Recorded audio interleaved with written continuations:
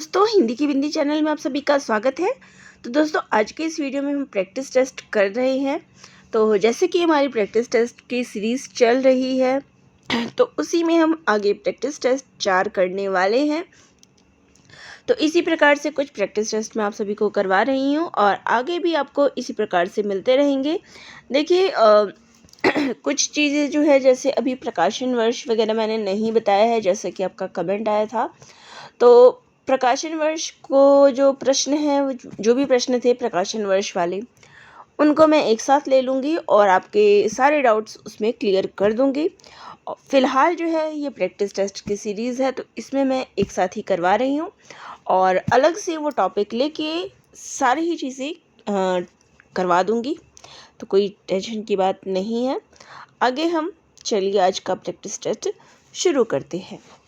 तो यहाँ पहला प्रश्न है, डॉक्टर राम कुमार वर्मा ने चारण काल के अंतर्गत किस साहित्य का विवेचन किया है? तो राम कुमार वर्मा ने जो है चारण काल के अंतर्गत डिंगल साहित्य का वर्णन किया है। अगला प्रश्न है, हमीर रासों के रचयिता कौन है? तो हमीर रासों के रचयिता हैं शार्ंगधर। अगला प्रश्न है, जैन कवियों ने कृष्ण कथा को क्या कहा है? तो जैन कवियों के द्वारा कृष्ण कथा को हरिवंश पुराण जो है कहा गया है। अगला प्रश्न है, अब मैं जानी देह बुढ़ानी, यह किस कवि की पंक्ति है? तो ये पंक्ति जो है सूरदास की है। तो जैसे कि मैंने बताया था कि मैं प्रश्न पढ़ूंगी और आप सभी को उत्तर बताती रहूंगी, ताकि आपके लिए जो है ज़्यादा समय की बर्बादी भी ना हो, ना वीडियो ज़्यादा लंबी हो, क्योंकि अगर ऑप्शंस भी पढ़ते हैं तो वीडियो ज़्यादा लंबी हो जाती है। चलिए अगला प्रश्न है, अनभे साचा किसका कथन है? तो ये कथन जो है कबीरदास जी का है। अगला है, संत कवियों में एकमात्र समुचित शिक्षित काव्य कला निपुण कवि कौन थे? तो यहाँ पे जो बात पूछी कि सुशिक्षित कवि की, तो वो थे सुंदरदास जी। अगला प्रश्न है, बिहारी पर किस संस्कृत कृति का प्रभाव पड़ा है? तो बिहारी पर जिस कृति का प्रभाव पड़ा था वो है आर्या सप्तशती। अगला है, केशवदास की रामचंद्रिका कितने छंदों में लिखित काव्य है? तो इसमें 1717 छंद लिखे गए हैं, ये इसका सही उत्तर है। चलिए अगला प्रश्न है, वृत्त कौमुदी किसकी रचना है? तो वृत्त कौमुदी किसकी रचना है? मती राम की। चलिए अगला प्रश्न लेंगे, कवि भूषण के आश्रयदाता कौन थे? तो कविराज भूषण के आश्रयदाता थे शिवाजी। शिवा बावनी, ये सब जो जिन्होंने लिखा है वो इनके ही आश्रय में रहकर इन्होंने लिखा है। अगला है, ग्रीम नियम किस भाषा की ध्वनियों से संबंधित है? तो ग्रीम नियम जो है वो जर्मन भाषा से संबंधित है। अगला है, छायावाद उत्थान और पतन पुनर्मूल्यांकन, ये किसका ग्रंथ है? तो ये ग्रंथ है डॉक्टर देवराज का। कविता भाषा में आदमी होने की तमीज है, ये पंक्ति किसकी है? तो ये पंक्ति जो है वो सुदामा पांडे धूमिल की है। अगला प्रश्न है, वह कौन सा काव्य हेतु है जिसके अभाव में काव्य रचना संभव नहीं? तो देखिए, किसके अभाव में रचना संभव नहीं? अगर आप में प्रतिभा ही नहीं होगी, किसी काम को करने का गुण ही नहीं होगा, तो आप वो चीज़ नहीं कर सकते। अभ्यास करने से आ जाता है, लेकिन उस चीज़ का आपके अंदर उस चीज़ की प्रतिभा भी होनी ज़रूरी है।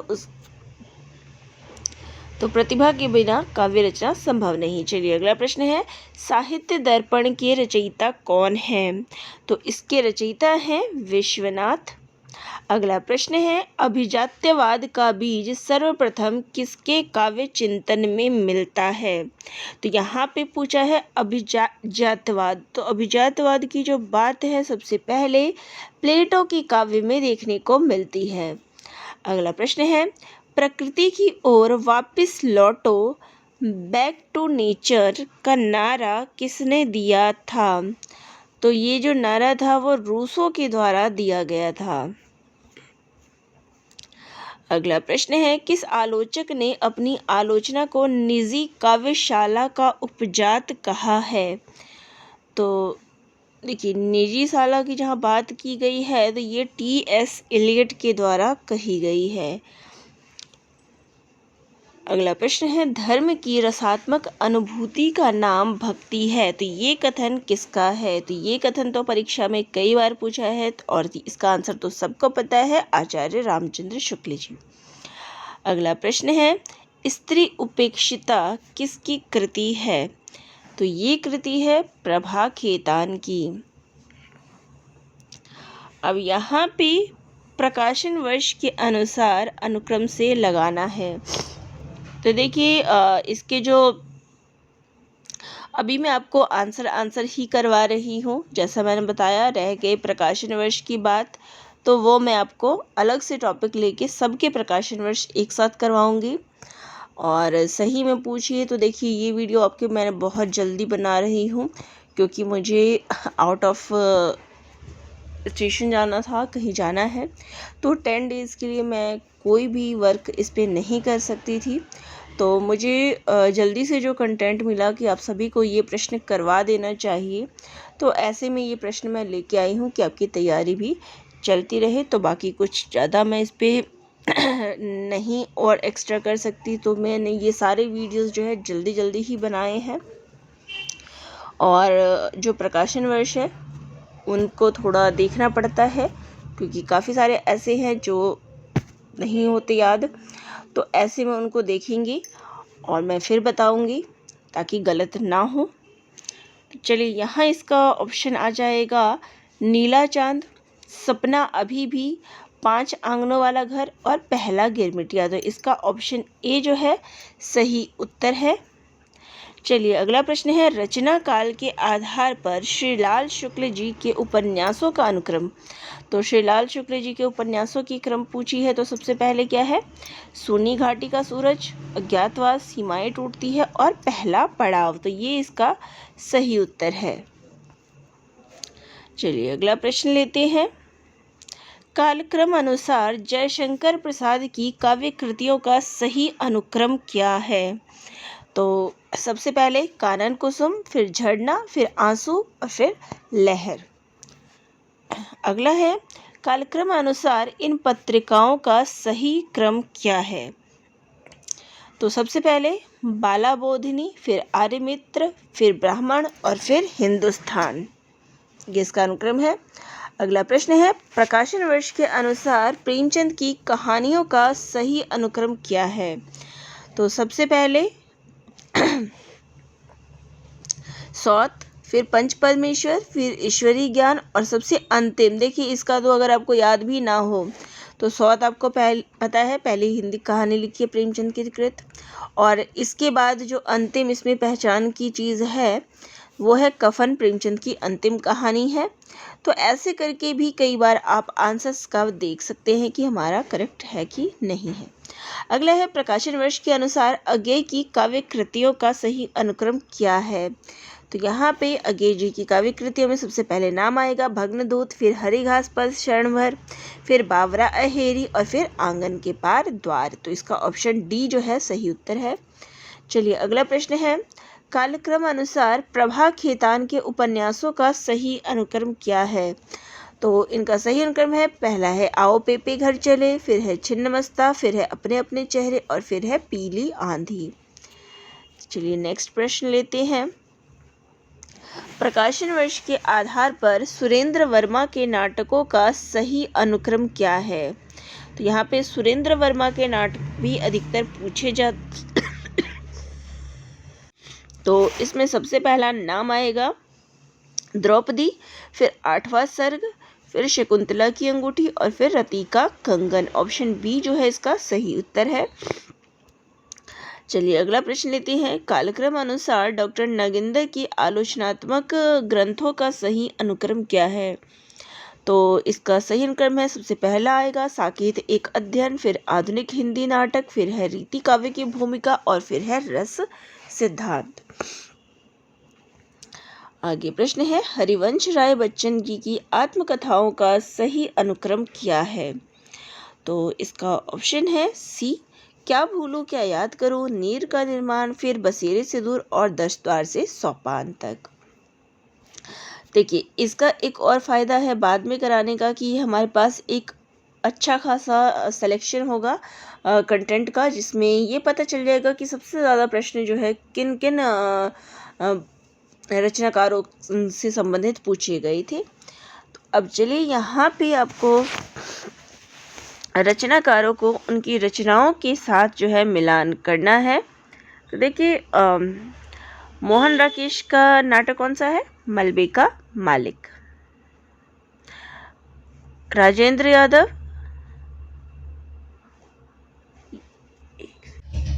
तो यहाँ पे मोहन राकेश मलबे का मालिक, राजेंद्र यादव अभिमन्यु, कमलेश्वर राजा निर्बंसिया, मनु भंडारी यही सच है। अगला प्रश्न यहाँ पे एकांकियों को उनके रचनाकारों से मिलाना है। तो यहाँ पे पृथ्वीराज की आंखें किसका है? रामकुमार वर्मा का, भोर का तारा, जगदीश चंद्र माथुर, यहाँ रोना मना है ये है ममता कालिया का, और व्हील चेयर ये है सुशीला टाकभरे का। चलिए अगला प्रश्न देखते हैं। निम्नलिखित काव्य संकलनों को उनकी रचयिताओं से सुमेलित करना है। तो उत्तर कबीर और अन्य कविताएं ये किसका है? केदारनाथ सिंह, संसद से सड़क तक, धूमिल, भूरी भूरी खाक धूल, मुक्तिबोध, आवाज भी एक जगह है किसका है? मंगलेश डबराल का। आगे प्रश्न है निम्नलिखित पत्रिकाओं को उनके संपादकों से मिलान करना है। तो रूपाब किसकी है? पंत जी की। दीनमान ये किसका है? अगेजी का। पहल ज्ञान रंजन, आलोचना नामवर सिंह। अब यहाँ पे संस्मरणों को उनके रचयिताओं से जो है संस्मरणात्मक रचनाकारों से मिलान करना है। तो यहाँ पे देवेंद्र सत्यार्थी रेखाएं बोल उठी, राहुल सांकृत्यायन बचपन की स्मृतियाँ, महादेवी वर्मा श्रृंखला की कड़ियाँ, और रामवृक्ष बेनीपुरी माटी की मूर्तें। निम्नलिखित निबंधों को उनके निबंधकारों के साथ सुमेलित करना है। राष्ट्रीय नाक विष्णु नागर, नाखून क्यों बढ़ते हैं हजारी प्रसाद द्विवेदी, ईश्वर की आंखें ये है उदय प्रकाश का, ये उदय प्रकाश का है ईश्वर की आंख। अंगद के पांव श्रीलाल शुक्ल। अगला है ग्रंथकारों को उनके रचनाकारों से जो है ग्रंथकारों से मिलान करना है। बाबू गुलाब राय नवरस, आचार्य रामचंद्र शुक्ल रस मीमांसा, राममूर्ति त्रिपाठी ये रस विमर्श, डॉक्टर नगिंदर आस्था के चरण। अगला है निम्नलिखित कवियों के साथ उनके आश्रयदाताओं से मिलान करना है।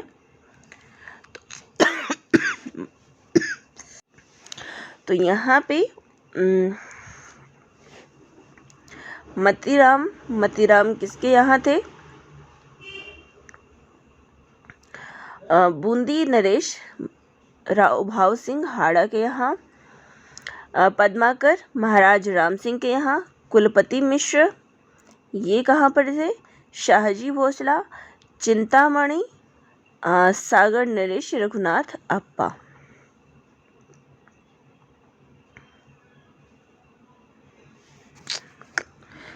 नहीं, ये इसका गलत हो गया।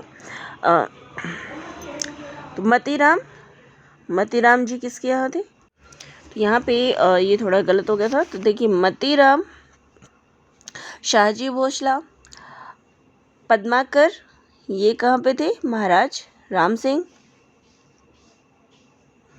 और कुलपति मिश्र सागर नरेश, रघुनाथ अप्पा, और चिंतामणि आजम शाह के यहाँ। तो ये कुछ इस प्रकार से मिलान होगा।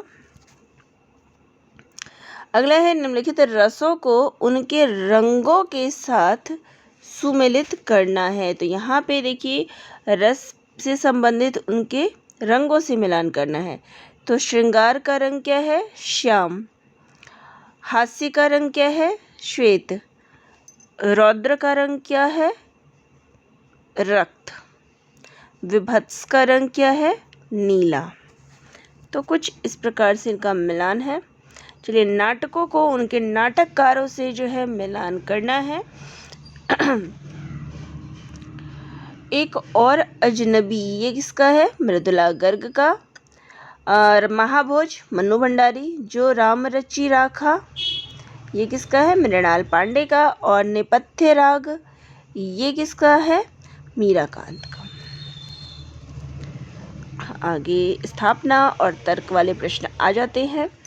तो यहाँ पे प्रश्न है, भक्ति रीति कवियों के आकुल मन के लिए शरण भूमि थी। तो ये कैसा कथन है, सही है। भक्ति रीति कवियों के स्वभाव में नहीं थी, तो ऐसा नहीं है।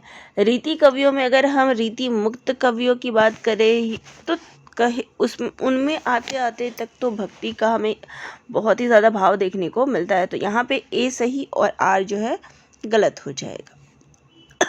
चलिए, अगला प्रश्न लेते हैं। विज्ञान के अन्वेषण से जगत का उद्गार हो सकता है, सही है। दूसरा है, विज्ञान निर्माण की दशा भी प्रवृत्त है, दोनों ही कथन सही है। अगला है, अभिव्यक्ति की क्षमता गद्य और पद्य में समान होती है, तो ये कथन सही है। दूसरा है, पद्य गद्य की अपेक्षा सरस और छंदोबद्ध होता है। तो पद्य में तो आपने देखा कि क्या है, कविताएं आती है, उसमें छंद और छंदों का जो है प्रयोग होता है। दोनों ही कथन यहाँ पे सही हो जाती है। अगला है, बुद्धि से प्रभावित होने की प्रक्रिया रसानुभूति है। तो बुद्धि से प्रभावित होने की तो बात ही नहीं है, तो ये कथन गलत हो जाएगा। अगला है, रसोत्पत्ति हृदय की प्रक्रिया है। तो यहाँ पे क्या है, तो ये हृदय के भाव निकलते हैं। तो सेकंड जो है तर्क इसका सही है, लेकिन बुद्धि की बात की है, रसानुभूति की, तो वो कथन गलत हो जाएगा। तो ये अब हमारा नेक्स्ट है, अंतः प्रज्ञा एक विशुद्ध बौद्धिक प्रक्रिया है। तो ये बात गलत है। दूसरा क्या है, अंतः प्रक्रिया में सौंदर्य सत्ता के योग से कला का निर्माण होता है।